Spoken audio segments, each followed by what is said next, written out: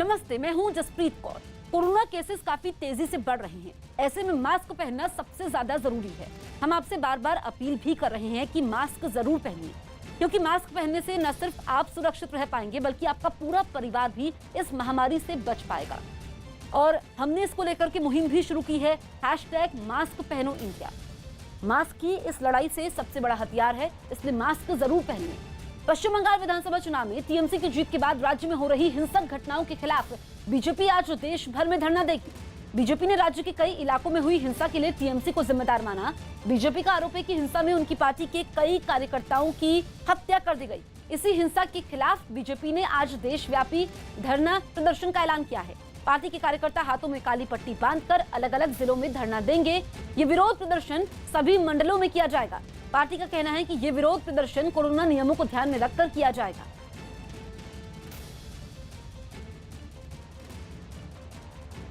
BJP अध्यक्ष JP Nadda के बंगाल दौरे का आज दूसरा दिन है। वो आज भी हिंसा प्रभावित पार्टी के कार्यकर्ताओं और उनके परिवार वालों से मुलाकात करेंगे। हिंसा पीड़ित परिवार वालों से मुलाकात के बाद नड्डा पार्टी के सांसदों, विधायकों और दूसरे अधिकारियों के साथ एक बैठक भी करेंगे। अपने दौरे के पहले दिन नड्डा हिंसा में मारे गए पार्टी के कार्यकर्ताओं के परिवार वालों से मिले और उन्हें हर संभव मदद का भरोसा दिया। इस बीच उन्होंने बंगाल में हुई हिंसा और उसमें मारे गए लोगों के लिए दुख जाहिर किया। नड्डा ने हिंसा के लिए टीएमसी के कार्यकर्ताओं और नेताओं को जिम्मेदार माना। बंगाल में सत्ता पर बैठने के लिए ये रक्त रंजित राजनीति, इसे भारतीय जनता पार्टी कभी भी बर्दाश्त नहीं करेगी। प्रजातांत्रिक तरीके से सबका साथ, सबका विकास, सबका विश्वास, इस मंत्र को लेकर हम आगे बढ़ रहे हैं। लेकिन जो बंगाल की जनता पर राजनीतिक उत्पीड़न हो रहा है, उसे कभी भी भारतीय जनता पार्टी बर्दाश्त नहीं करेगी। बंगाल में जिस प्रकार की घटनाएं घट रही है, ये लोकतंत्र की हत्या है, ये स्टेट स्पॉन्सर्ड टेररिज्म है। जिस प्रकार से चुनाव के बाद बीजेपी के कार्यकर्ताओं को, चाहे पुरुष कार्यकर्ता हो, महिला कार्यकर्ता हो, टारगेट किया जा रहा है, अत्याचार हो रहे हैं, जिस प्रकार की आगजनी की घटनाएं हो रही है, ये मैं ऐसा मानता हूं कि लॉलेसनेस इसका ये पूरे तरीके से द्योतक है। भारतीय जनता पार्टी का एक एक देश का कार्यकर्ता ये बंगाल के साथ खड़ा है और अपने आप को प्रोग्रेसिव कहने वाले सारे के सारे लोग आज चुप है। इस हिंसा के ऊपर कोई बोलने को तैयार नहीं है। ये दोहरी और दोगली राजनीति है। महाराष्ट्र के नागपुर से हैरान करने वाली तस्वीरें सामने आई। वहां अवैध शराब के ठिकाने पर छापेमारी करने पहुंची पुलिस पर हमला हो गया। वहां पुलिस अवैध शराब के कारोबारियों पर नकेल कसने की मुहिम चला रही है। और इसी कड़ी में जब पुलिस की एक टीम अवैध शराब के कारोबारी के घर पहुंची तो वहां इकट्ठा भीड़ ने पुलिस पर हमला कर दिया। इस घटना की तस्वीरें भी सामने आई, जिसमें बड़ी तादाद में लोग पुलिस की गाड़ी पर पत्थरबाजी करते दिखाई दिए। इस बवाल में बच्चे और महिलाएं भी पीछे नहीं रहे। उन्होंने भी जमकर पत्थर बरसाए। पथराव में गाड़ी के शीशे टूट गए। एक आदमी तो गाड़ी में सवार महिला पुलिसकर्मी को बाहर निकलने के लिए कहता दिखा। मजबूरी में वो पुलिसकर्मी गाड़ी छोड़कर पीछे हट गई। हालांकि भीड़ का बवाल इसके बाद भी जारी रहा। ममता बनर्जी आज तीसरी बार पश्चिम बंगाल की मुख्यमंत्री पद की शपथ लेंगी। ममता बनर्जी आज सुबह 10:45 पर सादे समारोह में राजभवन में शपथ ग्रहण करेंगी। कोरोना नियमों को ध्यान में रखते हुए शपथ ग्रहण समारोह को छोटा रखने का फैसला किया गया है। साथ ही इसमें कुछ ही लोग शामिल हो पाएंगे। आज सिर्फ ममता बनर्जी ही शपथ लेंगी। बाकी विधायक 6 और 7 मई को एक सादे समारोह में शपथ लेंगे। मुख्यमंत्री पद की शपथ लेने के बाद ममता बनर्जी आज राज्य सचिवालय जाएंगी, जहां वो अधिकारियों के साथ एक बैठक भी करेंगी। कोरोना संकट में उत्तराखंड सरकार ने 4 धाम यात्रा के लिए दिशा निर्देश जारी कर दिए हैं। न्यूज़ 18 के वेबसाइट के मुताबिक अनुपम त्रिवेदी बता रहे हैं कि 14 मई से मंदिरों के कपाट खुलने शुरू हो जाएंगे, लेकिन मूर्तियां, घंटी और ग्रंथों को छूने की इजाजत नहीं होगी और मंदिर परिसर में न तो प्रसाद बटेगा, न ही टीका लगाया जा सकेगा। गर्भगृह में भी सिर्फ मंदिर से जुड़े लोग ही जा सकेंगे। महामारी की वजह से इस बार श्रद्धालुओं के लिए 4 धाम की यात्रा पर रोक है। हालांकि इस पर आगे पुनर्विचार हो सकता है। बंगाल हिंसा पर बीजेपी सांसद प्रवेश वर्मा ने टीएमसी के नेताओं को धमकी दी। उन्होंने बंगाल में हो रही हिंसा के लिए टीएमसी को जिम्मेदार माना। जब आप लोग बंगाल की सीमाओं से बाहर जाएंगे, अगर आप चाहते हैं कि आपके साथ वो व्यवहार ना हो, तो मैं ममता बनर्जी को साफ शब्दों में कहना चाहता हूं कि इस लड़ाई को यहां पर रोकिए। राहुल गांधी की लॉकडाउन वाली मांग पर घमासान हो गया। राहुल गांधी ने देश भर में लॉकडाउन लगाने की वकालत की, जिस पर सियासी घमासान मच गया। उन्होंने ट्वीट किया कि कोरोना के खतरे से बचने के लिए अब लॉकडाउन ही एकमात्र रास्ता बचा है। राहुल के इस ट्वीट के बाद बीजेपी हमलावर हो गई। बीजेपी नेता गौरव भाटिया ने एक वीडियो ट्वीट कर दावा किया कि राहुल पहले लॉकडाउन का विरोध कर रहे थे। A lockdown is in no way a solution to the COVID virus.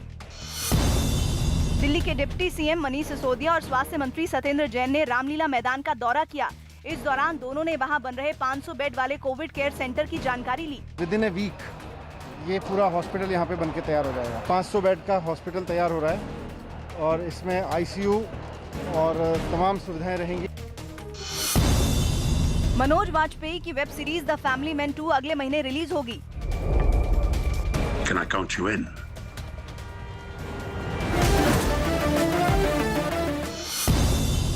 Lucknow में सीएम योगी आदित्यनाथ ने कैंसर अस्पताल में बने कोविड केयर सेंटर की शुरुआत की। इस सेंटर में कोरोना मरीजों के लिए 100 बेड का इंतजाम किया गया। जम्मू कश्मीर के पूर्व राज्यपाल जगन मोहन मल्होत्रा का 94 साल की उम्र में दिल्ली में निधन हो गया। उनके निधन पर राष्ट्रपति रामनाथ कोविंद और प्रधानमंत्री मोदी ने दुख जताया। अमेरिका के राष्ट्रपति जो बाइडेन ने कोरोना संकट की इस घड़ी में भारत को पूरी मदद का भरोसा दिया।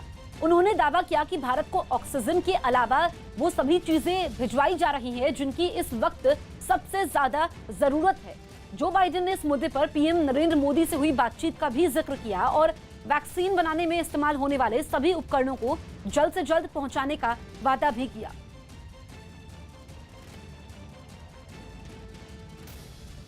We're helping Brazil, we're helping India significantly. I spoke to Prime Minister Modi.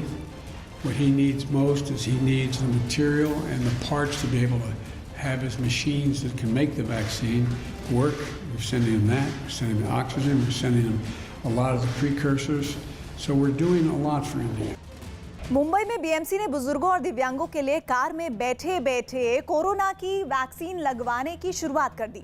इस अभियान को ड्राइव इन वैक्सीनेशन नाम दिया गया, जिसके तहत गाड़ी से उतरे बिना ही कई बुजुर्गों और दिव्यांगों को कोरोना वैक्सीन लगाई गई। वहां से सामने आई एक तस्वीर में एक पार्किंग के अंदर कई गाड़ियां कतार में खड़ी दिखीं। उनमें कुछ में बुजुर्ग बैठे थे तो कुछ गाड़ियों में दिव्यांग। ये सभी लोग टीके लगवाने के लिए वहां पहुंचे। लोग अपने परिवार के डिसेबल्ड लोगों को लेकर, सीनियर सिटीजन्स को लेकर यहाँ पर पहुँचे हुए हैं। इतना ही नहीं, ड्राइव इन वैक्सीनेशन सेंटर पर वैक्सीन के लिए रजिस्ट्रेशन करवाना भी लोगों के लिए आसान रहा, क्योंकि वहां इसके लिए अलग से काउंटर लगाए गए। शिवसेना ने दावा किया कि बिना गाड़ी वाले बुजुर्ग भी इस सुविधा का फायदा उठा सकते हैं। उनको यहाँ पे लेके आता है और यहाँ पे उनको वैक्सीन देने के बाद उनको घर पे छोड़ते हैं। कार में बैठे हुए ही टीके लगवाने की इस पहल की लोगों ने जमकर तारीफ की। बहुत ही बढ़िया है, खास करके सीनियर सिटीजन्स के लिए इसी तरह की व्यवस्था होनी चाहिए। बताया गया कि बुजुर्गों को वैक्सीन लगवाने में परेशानी न हो, इसके लिए इसी तरीके के कुछ और सेंटर खोले जाएंगे। इटली के मिलान में हजारों की तादाद में जुटे फुटबॉल प्रेमी कोरोना की पाबंदी भूलकर जश्न मनाते नजर आए। ये लोग अपने फुटबॉल क्लब इंटर मिलान की जीत का जश्न मनाने पहुंचे, जिसने एक दशक बाद पहला सीरिये फुटबॉल खिताब जीता। और इसी जीत की खुशी में ये सभी मिलान की एक मशहूर जगह पर इकट्ठा हुए और सोशल डिस्टेंसिंग की धज्जियां उड़ाते हुए पूरी तरह जश्न में डूबे नजर आए। कोरोना के बढ़ते मामलों को नजरअंदाज कर हाथों में झंडे लिए हवा में रंगीन धुआं छोड़ते ये लोग एक दूसरे के कंधों पर हाथ रखकर नाचते कूदते दिखे। कोरोना की पाबंदियों से बेपरवाह ये नौजवान एक धुन में जीत के नारे लगाते रहे, लेकिन इनमें कईयों ने चेहरे पर मास्क भी ठीक तरीके से नहीं पहना हुआ था। यूपी के मुख्यमंत्री योगी आदित्यनाथ को धमकी भरा मैसेज मिलने का मामला सामने आया। न्यूज 18 के अजीत सिंह की रिपोर्ट है कि लखनऊ में पुलिस के 112 नंबर के व्हाट्सएप पर सीएम के लिए मैसेज आया, जिसमें उनके लिए न केवल अपशब्द लिखे थे बल्कि 5 दिन बाद किसी बड़े हादसे की धमकी दी गई। लिहाजा पुलिस की तरफ से इस मामले में एफआईआर दर्ज कराई गई और जिस नंबर से धमकी भेजी गई उसकी तलाश भी शुरू कर दी गई। बताया जा रहा है कि 29 अप्रैल की रात करीब 8 बजे ये धमकी भरा मैसेज आया था। कोरोना संकट से निपटने में रिलायंस इंडस्ट्रीज लगातार राज्यों की मदद में जुटी है। इस कड़ी में रिलायंस के जामनगर प्लांट से भेजी गई ऑक्सीजन की खेप दिल्ली पहुंच गई। रिलायंस इंडस्ट्रीज ने अप्रैल में 15,000 मीट्रिक टन ऑक्सीजन कई राज्यों को सप्लाई की। इसके लिए रिलायंस ने किसी राज्य से कोई चार्ज भी नहीं लिया। रिलायंस की ओर से भेजी गई ऑक्सीजन से करीब 15 लाख लोगों को मदद मिली है। रिलायंस इंडस्ट्रीज के चेयरमैन मुकेश अंबानी खुद ऑक्सीजन सप्लाई और ट्रांसपोर्टेशन के काम पर नजर रख रहे हैं और जरूरतमंद राज्यों को जल्द से जल्द ऑक्सीजन भिजवाने में जुटे हैं। कोरोना संकट गहराने के साथ ही रिलायंस इंडस्ट्रीज रोजाना 1000 मीट्रिक टन ऑक्सीजन का उत्पादन कर रही है, जिसे ऑक्सीजन एक्सप्रेस के जरिए अलग अलग राज्यों में पहुंचाया जा रहा है। अमेरिका के टेक्सास में एक हाईवे पर 3 बड़े ट्रक भीषण हादसे का शिकार हो गए। देर रात हाईवे से गुजर रहे ये ट्रक तेज बारिश और तूफान की चपेट में आने से एक दूसरे से टकरा गए और ये टक्कर इतनी तेज थी कि तीनों ट्रक पलट गए, जिसके बाद हादसे की सूचना मिलते ही दमकल कर्मी मौके पर पहुंचे। इस दौरान हादसे वाली जगह पर अफरा तफरी का माहौल देखने को मिला। मूसलाधार बारिश के बीच वहां दमकल कर्मियों के साथ एम्बुलेंस का तांता लगा दिखा। एक दमकल कर्मी पलटे हुए ट्रक पर चढ़कर टॉर्च की मदद से अंदर का जायजा लेते नजर आया। हालांकि देर रात और तेज बारिश की वजह से राहत बचाव के काम में मुश्किल जरूर हुई, लेकिन दमकल कर्मियों ने सूझबूझ के साथ काम लिया और घायल ड्राइवरों को पलटे हुए ट्रकों से निकालकर स्ट्रेचर की मदद से एम्बुलेंस में चढ़ाकर अस्पताल ले जाया गया। कोरोना संकट में रिलायंस फाउंडेशन काफी वक्त से लोगों की मदद में जुटा है। इसी कड़ी में गुजरात के जामनगर में कोरोना मरीजों के लिए रिलायंस फाउंडेशन की तरफ से बनाए गए कोविड केयर सेंटर का लोकार्पण किया गया। इसका कोविड केयर सेंटर का लोकार्पण गुजरात के मुख्यमंत्री विजय रूपाणी ने किया और वीडियो कॉन्फ्रेंसिंग के जरिए रिलायंस इंडस्ट्रीज लिमिटेड के सीएमडी मुकेश अंबानी भी कार्यक्रम में शामिल हुए। उनके अलावा रिलायंस इंडस्ट्रीज के वाइस प्रेसिडेंट परिमल नथवानी और रिलायंस इंडस्ट्रीज के ग्रुप चेयरमैन धनराज नथवानी समेत कई वरिष्ठ लोग मौजूद थे। जामनगर में रिलायंस फाउंडेशन की 1000 बेड वाला कोविड केयर सेंटर बनाने की योजना है और वहां 400 बेड के कोविड केयर सेंटर का लोकार्पण हो गया। इस कोविड केयर सेंटर में मरीजों का मुफ्त इलाज होगा और उन्हें अच्छी सुविधाएं भी मुहैया करवाई जाएंगी। गुजरात के जामनगर में 1000 बेड का कोविड अस्पताल बनाने की रिलायंस फाउंडेशन ने जो जाहिरात की थी, उसके तहत ही जामनगर के डेंटल कैंपस में 400 बेड का Covid care centre Reliance foundation ने शुरू कर दिया गया है। खास करके आज सीएम विजय रूपाणी ने यहाँ का जो कोविड केयर सेंटर है उसका वर्चुअल माध्यम से लोकार्पण भी कर दिया है। दिल्ली के दल्लूपुरा में मौजूद धर्मशिला नारायण सुपर स्पेशलिटी अस्पताल में महज 18 घंटे के अंदर एक मशीन की मदद से ऑक्सीजन का उत्पादन शुरू हो गया। ऑक्सीजन बनाने वाली ये मशीन 2 दिन पहले फ्रांस से दिल्ली पहुंची थी। बताया गया कि इसे शुरू करने में 2 महीने का वक्त लग गया, लेकिन अस्पताल के कुछ कर्मचारियों ने इसे मरीजों के इलाज के लिए कुछ ही घंटों में शुरू कर दिया, जिसके बाद इस मशीन से ऑक्सीजन बनने लगी और इस अस्पताल की दूसरों पर निर्भरता कम हो गई। तमाम जगहों से प्यूरिफाई होकर ऑक्सीजन अंतिम तौर पे यहाँ तैयार होता है। ऑक्सीजन बनाने वाली इस मशीन के शुरू होने के बाद अस्पताल प्रबंधन ने उम्मीद जताई कि वो पहले के मुकाबले अब ज्यादा मरीजों की जान बचा सकेंगे, जिससे हमको दिन में 48 सिलेंडर और मिल जाएंगे। इस मशीन की मदद से रोजाना 3.5 लाख लीटर ऑक्सीजन बन सकती है और एक बार में इससे 4 सिलेंडर भरे जा सकते हैं। यूपी के मुजफ्फरनगर से डराने वाली तस्वीरें सामने आई। वहां फर्नीचर के एक शोरूम में आग लग जाने से लाखों रुपयों का नुकसान हो गया। आग की यह घटना शॉर्ट सर्किट की वजह से हुई, जिससे पूरे इलाके में अफरा तफरी मच गई। शोरूम के अंदर चारों तरफ आग की ऊंची लपटें उठने लगी और उसका धुआं पूरे इलाके में फैलने लगा। ये देखकर वहां रहने वाले लोग खौफ से भर गए, क्योंकि उस शोरूम के आसपास कई मकान भी थे जिनमें आग के फैलने का खतरा मंडराने लगा। थोड़ी ही देर में पुलिस और फायर ब्रिगेड की गाड़ी वहां पहुंच गई, जिसके बाद आग को बुझाने का काम शुरू कर दिया गया। दमकल कर्मचारियों ने आग को दूसरे मकानों में फैलने से तो बचा लिया, लेकिन इस आग में शोरूम में रखा सारा सामान जलकर राख हो गया। उत्तर प्रदेश के कानपुर से हैरान करने वाला एक वीडियो सामने आया, जिसमें मामूली विवाद में कुछ लोगों ने एक लड़के की बेरहमी से पिटाई कर दी। मारपीट के दौरान उस लड़के को कई चोटें आईं, क्योंकि जो वीडियो सामने आया उसमें साफ दिखा कि अचानक उस लड़के को कुछ लोगों ने घेर लिया। इससे पहले कि वो कुछ समझ पाते, उन्होंने उसे पीटना शुरू कर दिया। वो सभी उसे लगातार घूंसे मारते रहे। वो अकेला पड़ गया। उन्होंने उसे सड़क पर गिरा दिया। ऐसे में वहाँ मौजूद एक आदमी ने बीच बचाव की कोशिश की और उन लोगों को ऐसा करने से रोका। बहस भई थी उस बात को लेके, कंपनी में जो है इन लोगों ने मुझको मारा। कुछ दूरी तक जाने के बाद एक आरोपी लौट कर आया और उस लड़के को बेल्ट से बुरी तरह पीटा। बाकी आरोपियों ने भी उसे फिर घेर लिया और लात घूंसों से मारपीट की, लेकिन वहां जुटे कुछ लोगों के दखल देने के बाद वो वहां से चले गए। दिल्ली के पास उत्तर प्रदेश के नोएडा से दिल दहला देने वाली तस्वीरें सामने आई। वहां भीषण आग में कई झुग्गियां जलकर राख हो गई। इस हादसे की जानकारी मिलते ही दमकल की कई गाड़ियां पहुंच गई, लेकिन तब तक 35 से ज्यादा झुग्गियां इस आग में घिर गई। उसकी लपटें इतनी तेज और ऊंची थी कि उन्हें दूर से भी देखा जा सकता था। इसके साथ ही धुएं का गुबार आसमान तक फैल गया। इस आग को बुझाने में दमकल कर्मचारियों को कई घंटों का वक्त लग गया। लगभग 3 दर्जन झुग्गियों के जलने की खबर है यहाँ पर। गनीमत ये रही कि आग फैलते ही उन झुग्गियों में रहने वाले लोग बाहर निकल आए थे, जिससे बड़ा हादसा टल गया। खबर है कि पुलिस ने एहतियातन आसपास की दूसरी झुग्गियों को भी खाली करवा दिया।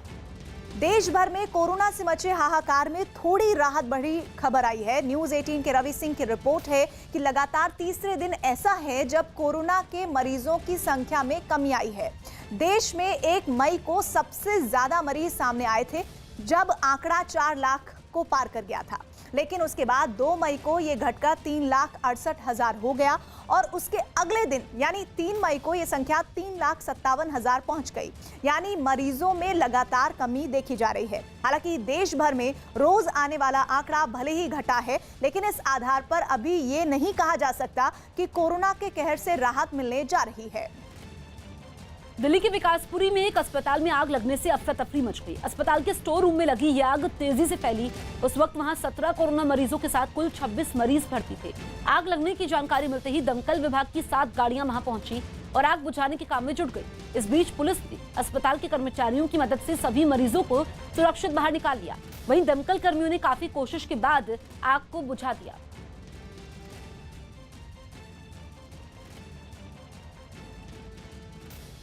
सीरिया के इदलिब प्रांत के एक गांव में हुए धमाके में एक महिला की मौत हो गई, जबकि 7 लोग जख्मी हो गए। दावा है कि यह धमाका ड्रोन के जरिए मिसाइल दागकर किया गया, जिसके बाद आसमान में धुएं का गुबार उठता नजर आया, जिससे पूरे इलाके में अफरा तफरी मच गई और कुछ ही देर में बचाव दल मौके पर पहुंचा। विस्थापित लोगों की एक बस्ती के करीब धमाका होने की वजह से वहां पर मलबा ही मलबा बिखरा मिला, जिसे हटाने के लिए बचाव दल पूरी तरह जुट गया।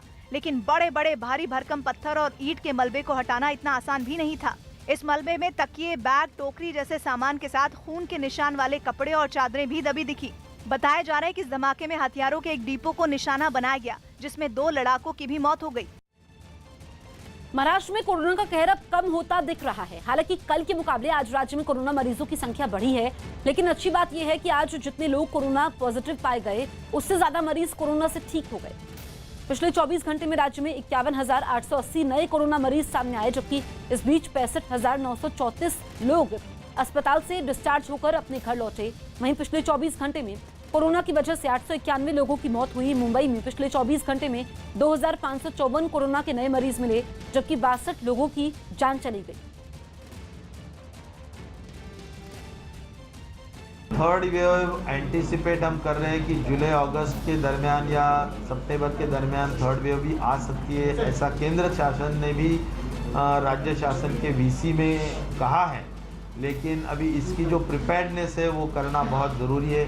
आज तो मैं ये कहना चाहूँगा कि ज़रूर आज स्थिति 12 ज़िलों में काफ़ी सुधार हुई है, काफ़ी संख्या कम हुई है 12 ज़िलों में, ये केंद्र शासन ने भी मान्य किया है। और करीबन बाकी के जो ज़िले जिसमें अभी भी ग्रोथ दिखाई दे रही है, तो उसमें बेड्स बढ़ाने का काम हो, डॉक्टर्स की संख्या बढ़ाने का काम हो, नर्सेस टेक्नीशियंस की संख्या बढ़ाने का काम हो सकता है तो फील्ड हॉस्पिटल्स बढ़ाने का काम हो। ये सब आदेश हमने कलेक्टर्स, कमिश्नर्स को दे रखे हैं। हरियाणा के अंबाला में लॉकडाउन तोड़ने वाले लोगों को सबक सिखाने के लिए पुलिस ने कसरत करवाई। ये सभी लोग लॉकडाउन तोड़कर सुबह सुबह टहलने निकले थे, लेकिन रास्ते में पुलिस वालों का पहरा था और लॉकडाउन तोड़ने वाले ये सभी लोग उनके हत्थे चढ़ गए। इसके बाद उन लोगों से सड़क पर ही कसरत करवाई गई। पहले उन्हें सोशल डिस्टेंसिंग का ध्यान रखते हुए एक दूसरे से कुछ दूरी पर खड़ा किया गया और फिर उनसे पुशअप्स करवाए गए। लॉकडाउन का पालन बिल्कुल करेंगे। इतना ही नहीं, एक दूसरे इलाके में गश्त पर निकली पुलिस के हाथ ऐसे कुछ और लोग भी लगे, जिनसे पुलिस ने उठक बैठक लगवाई।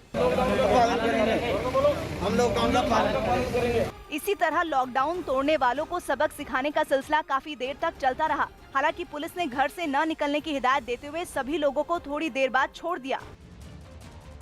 यूपी में कोरोना मरीजों की संख्या में लगातार गिरावट आ रही है, लेकिन मौत का आंकड़ा बढ़ता ही जा रहा है। पिछले 24 घंटे में कोरोना के 25,858 नए मरीज सामने आए, जबकि इस बीच 352 लोगों की कोरोना से मौत हुई है। अच्छी बात यह है कि इस बीच 38,683 लोग कोरोना से जंग जीतकर अपने घर लौट गए। लखनऊ में भी पिछले 24 घंटे में 2,407 लोग कोरोना पॉजिटिव पाए गए, जबकि 5,079 लोगों को अस्पताल से छुट्टी मिली। राज्य में फिलहाल 2,72,568 एक्टिव मरीज हैं, जिनका अलग अलग जगहों पर इलाज चल रहा है। जॉन अब्राहम ने संकट में लोगों से मदद जारी रखने की अपील की। जॉन अब्राहम ने सोशल मीडिया पर एक वीडियो मैसेज जारी किया। अपने इस मैसेज में उन्होंने संकट की घड़ी में लोगों की मदद करने वालों का शुक्रिया अदा किया और आगे भी इसे जारी रखने की अपील की। India needs your help. Everyone out there needs your help. We can save lives, and even if we save one life, it makes a big difference. Madhya Pradesh के जबलपुर में मदन महल रेलवे स्टेशन पर लोगों के इलाज के लिए 5 कोविड कोच तैनात किए गए। प्रति कोच 14 मतलब कैपेसिटी है, 14 लोगों को एक साथ भर्ती किया जा सकता है। ओडिशा के रायगढ़ जिले में चाय बेचने वाले शेख मोहम्मद ने कोरोना संकट में जरूरतमंदों को मुफ्त में खाना बांटा। बताया गया कि वो रोजाना 40 से 50 लोगों को खाना खिलाते हैं। हरियाणा सरकार ने पीडब्ल्यूडी के रेस्ट हाउसों को मेडिकल स्टाफ के लिए खोल दिया। कोरोना की वजह से ड्यूटी पर तैनात डॉक्टर और नर्स इन रेस्ट हाउस में मुफ्त में रह सकेंगे। कोरोना संकट के बीच दिल्ली में सीटी स्कैन के नाम पर लूट का खेल चल रहा है। जिन लोगों की कोरोना रिपोर्ट नेगेटिव आ रही है, उनमें कई लोग जांच को पुख्ता करने के लिए सीटी स्कैन करवा रहे हैं। बताया गया कि ऐसे लोगों से कई लैब मनमाने पैसे वसूल रही हैं। मनमाने पैसे ले जा रहे हैं।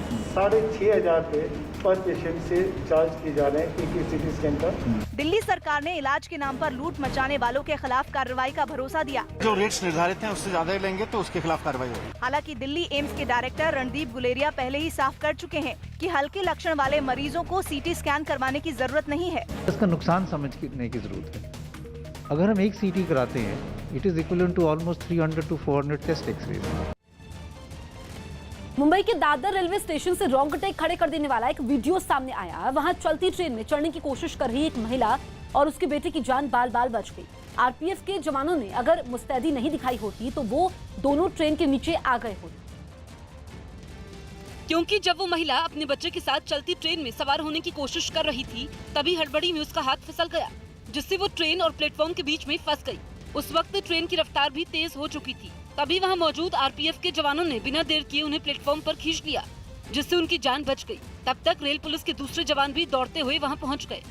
दुनिया को कोरोना बांटने वाले चीन ने अब एक नई मुसीबत खड़ी कर दी है। News18.com की रिपोर्ट है कि 29 अप्रैल को चीन ने जिस लॉन्ग मार्च रॉकेट को अंतरिक्ष में भेजा था, चीन का नियंत्रण उससे हट गया है। और खबर अब यह है कि इस रॉकेट के बड़े बड़े टुकड़े धरती की तरफ आ रहे हैं, जो दुनिया के कुछ देशों पर बरसकर तबाही मचा सकते हैं। जिन देशों को ये मलबा निशाने पर लेगा, उनमें न्यूयॉर्क, मैड्रिड, बीजिंग, चिली और न्यूजीलैंड का कुछ हिस्सा है। विशेषज्ञ लगातार चीन के इस टूट चुके रॉकेट के मलबे पर नजर बनाए हुए हैं और दावा है कि चीन को भी इसकी जानकारी है, मगर अभी तक उसने इसे लेकर कोई चेतावनी जारी नहीं की है। चीन ने अंतरिक्ष में अपना स्पेस स्टेशन बनाने के मकसद से 29 अप्रैल को यह रॉकेट लॉन्च किया था। बिहार के मुजफ्फरपुर जिले से डराने वाली तस्वीर सामने आई। वहां के बैरिया बस अड्डे पर खड़ी 3 बसों में अचानक से आग लग गई। वहां से सामने आई तस्वीरों में ये बसें आग की लपटों और धुएं से घिरी दिखाई दी। बसों को आग में घिरा देखकर वहां मौजूद लोग दहशत से भर गए। इन बसों से निकल रहे धुएं ने पूरे इलाके को ढक दिया। इसकी सूचना लोगों ने फौरन फायर ब्रिगेड और पुलिस को दी। मौके पर पहुंचे दमकल कर्मियों ने जल्द ही आग पर काबू पा लिया। बताया गया कि इस घटना के वक्त तीनों बसों में कोई सवार नहीं था। इन बसों में आग कैसे लगी, इसका पता नहीं चल पाया है। इंग्लैंड की थेम्स नदी में एक द्वीप पर दूसरे विश्व युद्ध के वक्त के एक पानी के जहाज में आग लग गई। ये जहाज 1940 में फ्रांस के डंकर्क में इस्तेमाल हुए उन ऐतिहासिक छोटे जहाजों में से था, जिससे हजारों फ्रेंच और ब्रिटिश सैनिकों को सुरक्षित इंग्लैंड पहुंचाया गया था। लेकिन थेम्स नदी में खड़े करीब 80 साल पुराने जहाज में अचानक आग लग गई। इस दौरान आग की लपटों के साथ बाकायदा धमाका होते हुए कैमरे में रिकॉर्ड हुआ। Oh my God! जिसके बाद ये आग बेहद तेजी से फैलने लगी। कुछ दूर से ली गई तस्वीरों में नदी के किनारे का एक बड़ा एरिया आग में जलता नजर आया, जिसने आसपास के पेड़ों को भी अपनी चपेट में ले लिया। हालांकि सूचना मिलते ही बिना वक्त गवाए दमकल की टीम मौके पर पहुंची, लेकिन आग इतनी भीषण थी कि इतनी आसानी से थमने वाली नहीं थी। आग की लपटों के साथ काले धुएं का गुबार चारों तरफ फैलने लगा। देखते ही देखते ये धुआं बेहद घना होता चला गया और हवा के साथ काफी दूर तक फैलता नजर आया। इतना ही नहीं, बताया जा रहा है कि आग सबसे पहले नदी में तैरते लकड़ी के 2 बोट हाउस में लगी, जिसने तेजी से फैलते हुए भयावह रूप ले लिया। उत्तराखंड में कोरोना की रफ्तार कम होने का नाम नहीं ले रही है, बल्कि नए मरीजों का आंकड़ा हर दिन तेजी से बढ़ रहा है। पिछले 24 घंटे में 7028 लोगों को कोरोना हुआ, जबकि इस बीच 85 मरीजों की मौत हुई। राज्य में अभी 56,627 एक्टिव मरीज हैं, जिनका उपचार चल रहा है। वहीं कोरोना की वजह से अब तक 3015 मरीजों की मौत हो चुकी है।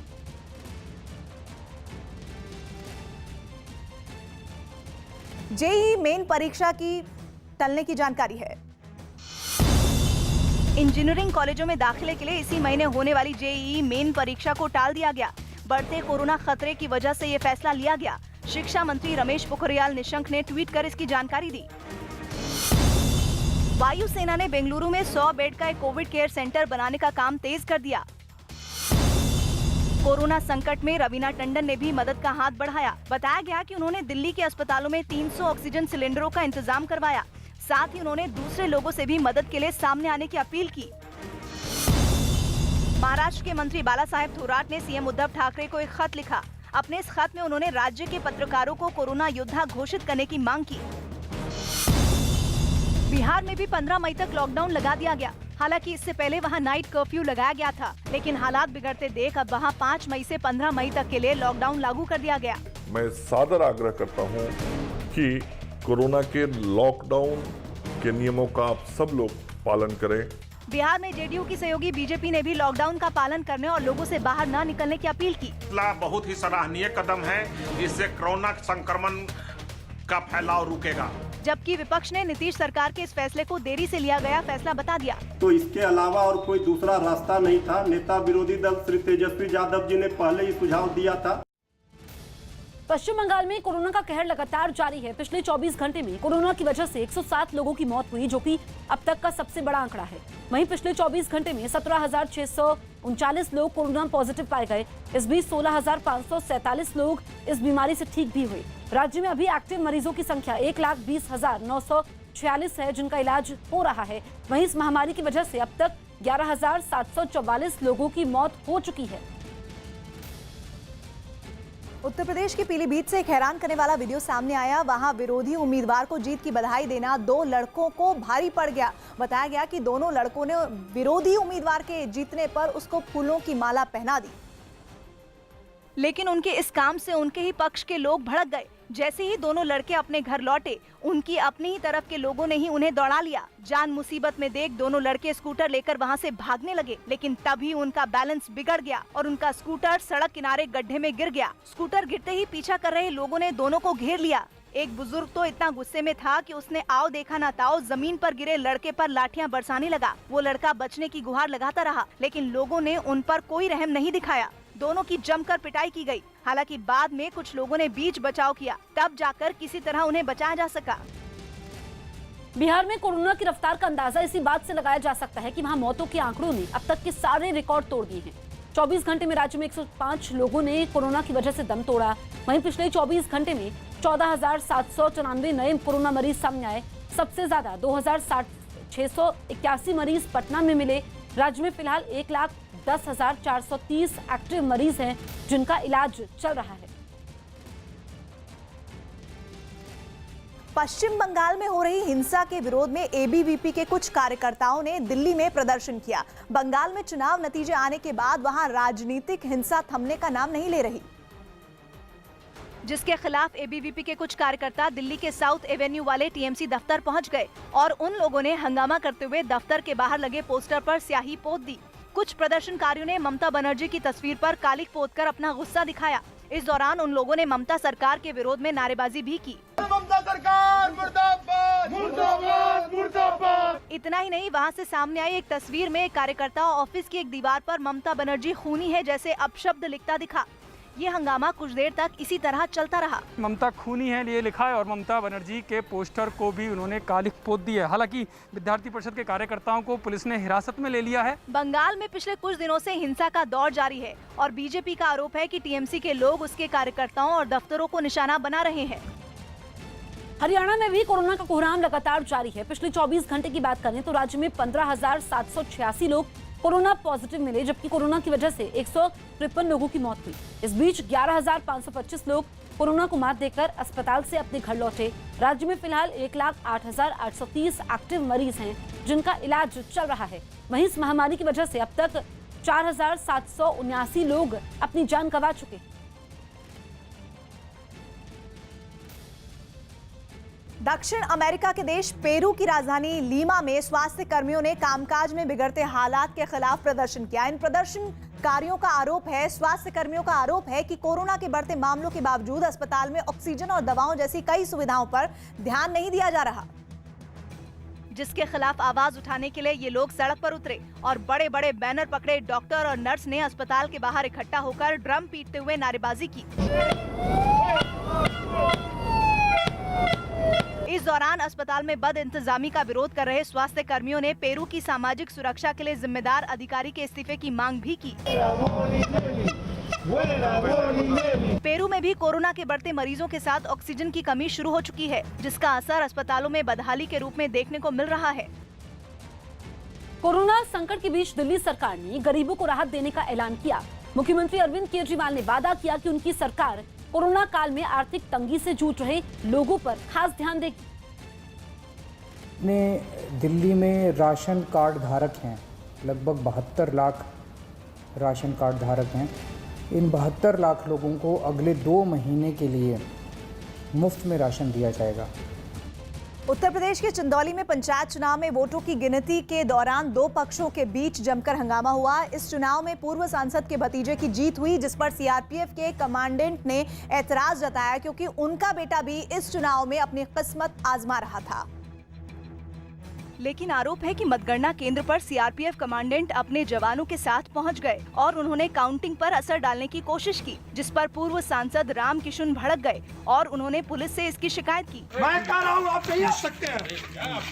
मैं क्या बात सुनूं? आप इतनी बड़ी फोर्स चले क्या है? इस हंगामे को शांत कराने के लिए पुलिस दोनों पक्षों को समझाने लगी। इस बीच पूर्व सांसद अपने समर्थकों के साथ वहीं धरने पर बैठ गए, जिससे मामला और बिगड़ गया। इसके बाद दोनों पक्षों के लोगों ने एक दूसरे से हाथापाई शुरू कर दी, लेकिन पुलिस ने जल्द ही उन्हें एक दूसरे से अलग कर दिया। बाद में प्रशासन के बड़े अधिकारी जब वहां पहुंचे, तब जाकर मामला शांत हुआ। मैक्सिको की राजधानी मैक्सिको सिटी में मेट्रो ट्रेन से सफर पर निकले लोग अपनी मंजिल तक पहुंच ही नहीं पाए। बीच रास्ते में ही मेट्रो का पुल टूट गया और रोंगटे खड़े कर देने वाले हादसे में 24 लोग काल के मुंह में समा गए, जबकि करीब 80 लोग घायल हो गए। राजस्थान में कल के मुकाबले कोरोना मरीजों की संख्या में कमी जरूर आई है, लेकिन मौत का आंकड़ा जस का तस है। पिछले 24 घंटे में 16,974 नए कोरोना मरीज मिले, जबकि इस बीच कोरोना की वजह से 154 लोगों की मौत हुई। फिलहाल राज्य में एक्टिव मरीजों की संख्या 1,97,045 है, जिनका इलाज चल रहा है। कोरोना की वजह से अब तक 4,866 लोग अपनी जान भी गंवा चुके हैं।